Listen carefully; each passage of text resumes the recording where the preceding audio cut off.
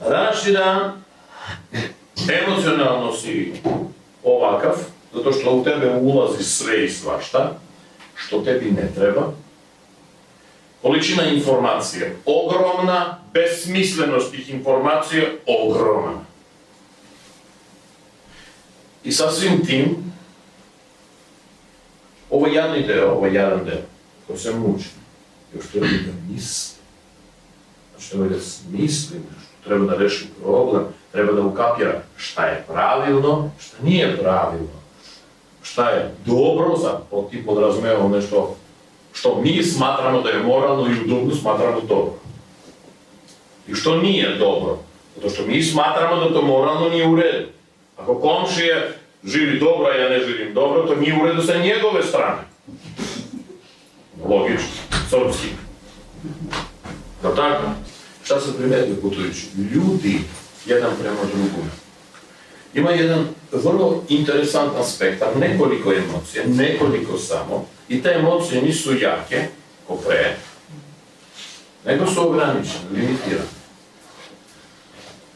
Nema elementa očekivanja. Mislim, pre kako je bilo, znaš, setiš se i treseš se, znaš, i ti čekaš mesec, 2, 3. Danas to nije aktuelno, mesec, 2, 3, bolje se ubije čovječ. Ko ima da čeka toliko? 2 minuta i gotovo stvar. Ima da čeka mnogo stvar. Znači, emocionalno ljudi postali, mogu da kažemo roboti, znaš, to je ono kvalitetna reč robot. Primitivne konstrukcije. Nivo emocije je ograničen. Emocije nisu toliko izrazite od donjeg pika kakve god do visokog pika. Znači, ako je uzbuđenje, onda uzbuđenje ne na nivo, znaš, kad smo se ubijali pa sekli ve, nego nice. To se debelo uzbudio, znači sošku da dobije uzbuđenje. Ili ako nešto nije u redu, kažemo, to sad. I to zna da bude. A tamo se neko obesio, eno šta ja pričam, eno Pančevci znak, znaš, što nam jadno dede po ceo dan gleda kako se ubijaju na sve moguće strane. Normalno. Hoću reći, emocionalni spektar kod čovjeka se smanjio.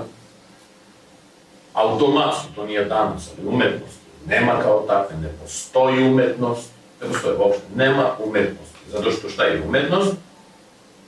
Evo sad, Erik je bio Engles, na moj drug iz Amerike u stvari. Umetnost je the combination of flows. Kako se kaže flows? Mane. Da, kombinacija mane se zove umetnost.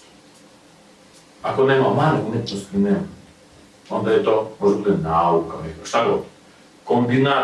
Što interesantnije kombinatorika, mana, nedostataka, grešaka, interesantnije umetnost. Ko da nas ima mane? Ja ne vidim, evo gledam, neko nema ni jednu mane. Sve se tačno zna. Ako ne znaš, uzmeš, izvrtiš Facebook i tačno ćeš znati. Gde, ko pije, kako pivo, kratko i jasno. Gde tu nema mane.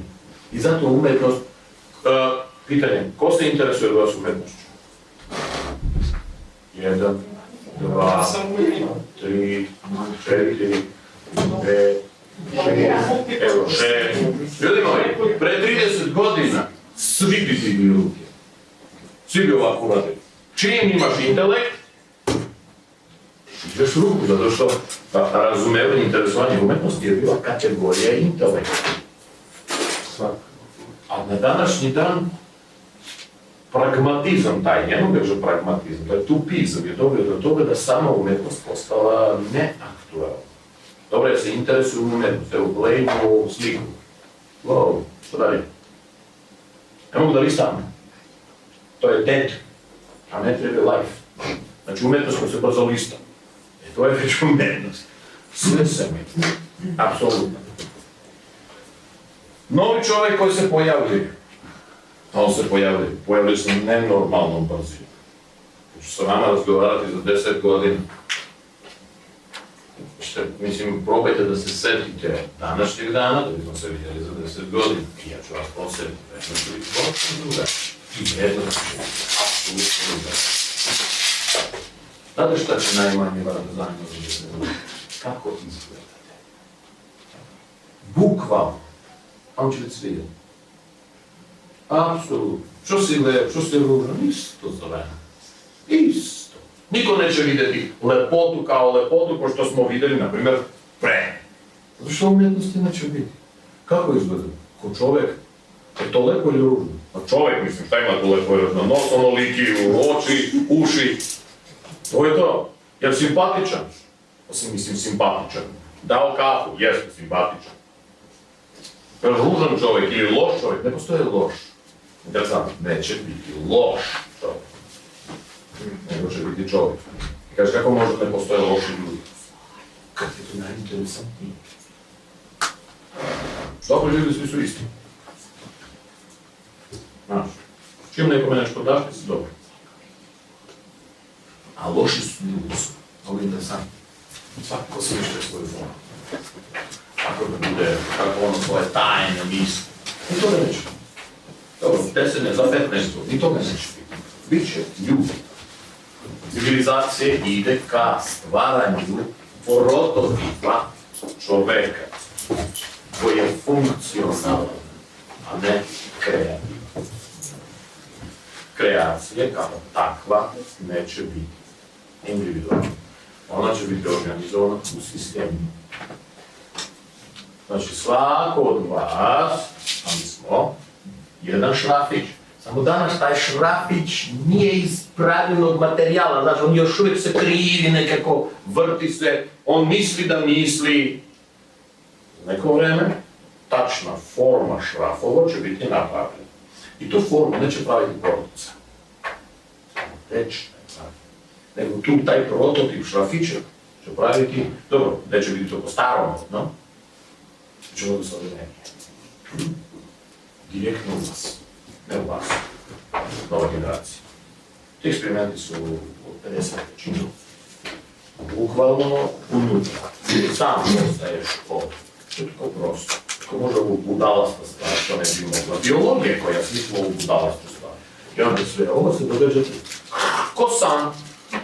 San je Facebook u nekom smislu. Samo... A? Sve sam. Tako da, moraš da zatvoriš oči da bi odgledao taj san, ali sve treba da se isključi. A sad, ali u tom momentu kad ti gledaš taj san, ti registruješ njega, znači svet je prisutna, ona nije isključena.